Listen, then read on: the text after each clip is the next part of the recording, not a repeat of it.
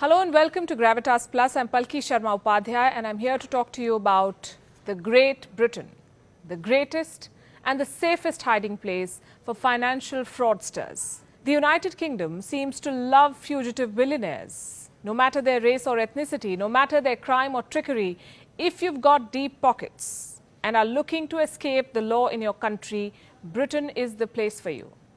Show some money and they'll welcome you with open arms. The government will not only give you asylum, it will ensure that the sun never sets on your business empire. In the last few years, all sorts of conmen have found refuge in the so-called great country, from African despots to Arab sheikhs, from Russian oligarchs to criminals from East Europe, and from absconding Pakistani politicians to Indian tax fugitives. Britain has become the playground for all kinds of runaway rich men and women. I'm sure most of you know of this man. He once flew an airline and then he decided to take his country for a ride. This high-flying king of good times owed 17 Indian banks an estimated 9,000 crore rupees. Then he decided to run away to London. It's been 3 years and the flamboyant Mr. Mallya is still having a good time there. He turns up for his court hearings smoking fancy cigars. I've said before, I'm a political football. Then we have this man, a fugitive Indian diamond merchant accused of a 13,000 crore rupee scam. The last time he was spotted in London, he was wearing a 10,000 pound jacket. When confronted, he behaved as if he was there to get back the Kohinoor for India. Anyway, this is a very long list, so I'll give you some numbers. Since 2013, a total of 5,500 Indians have sought political asylum in Britain. And since 1992, India and Britain have had an extradition treaty. But do you know how many fugitives have been extradited to India under this treaty? A grand total of 1. A certain Samir Bhai Vinubhai Patel. This was in 2016. All other extradition requests remain pending till date. There's been a lot of blame game, a lot of political grandstanding, but have you ever wondered why India has not been able to get back its fugitive billionaires? Because of the cleverly devised British laws.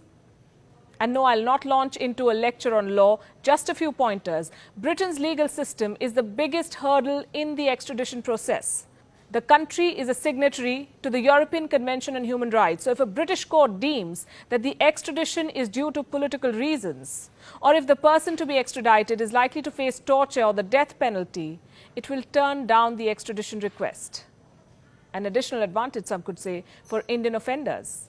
Second, money talks. These fugitive billionaires may be neck deep in debt, but they're still billionaires. They come with big money. The British do their best to thwart the extraditions so that the looted wealth stays either in British banks or offshore destinations. Again, I have some figures for you.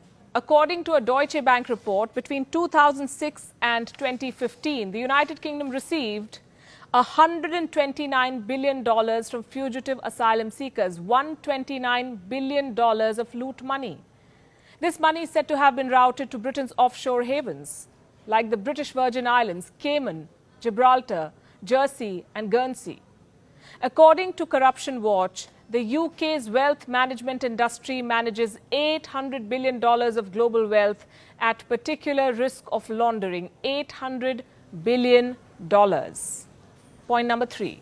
Inaction, or FCA, is Britain's regulator for the financial sector. According to Corruption Watch, this body has brought 0 prosecutions over money laundering since the year 2007. So for 13 long years, this body has withstood global pressure and provided full protection to investors and fugitive businessmen against any legal scrutiny. So whether you're accused of money laundering, trip trading or hedging securities, the British financial industry and its opaque laws have got your back. And the fourth point, Britain has some of the best legal brains. Top British lawmakers are fighting for these fugitive billionaires. These are people who also understand the Indian law well. Boutique Law, a top-notch legal firm, is looking after Vijay Mallya's case. This firm is co-managed by Anand Dubey, one of Britain's top legal eagles. When the former British Prime Minister Theresa May was the country's Home Secretary, she appointed this man to a panel to review the UK's extradition arrangements. he once advised the country's Home Secretary. His firm is now fighting Vijay Mallya's case. Nirav Modi is also said to be soliciting the services of the very same firm. The point I'm making is simple. The Brits are very clever people. They did not rule half the world just like that. They've made their tiny island the most lucrative place for financial fraudsters. They first grant them asylum, then provide them with money laundering opportunities, take their share from the looted wealth, and finally make the nations plead for extradition in their courts. But India is so transactional in its relationship with Britain that it does not question the UK's ulterior motives behind delaying extraditions. Instead, India seeks certificates of normalcy in Kashmir from British parliamentarians. The Supreme Court of India has ordered Vijay Mallya to be present before it on the 5th of October. This is a case pertaining to contempt of court. The Ministry of Home Affairs has been asked by the judges to facilitate and ensure Mallya's presence this time. Let's see.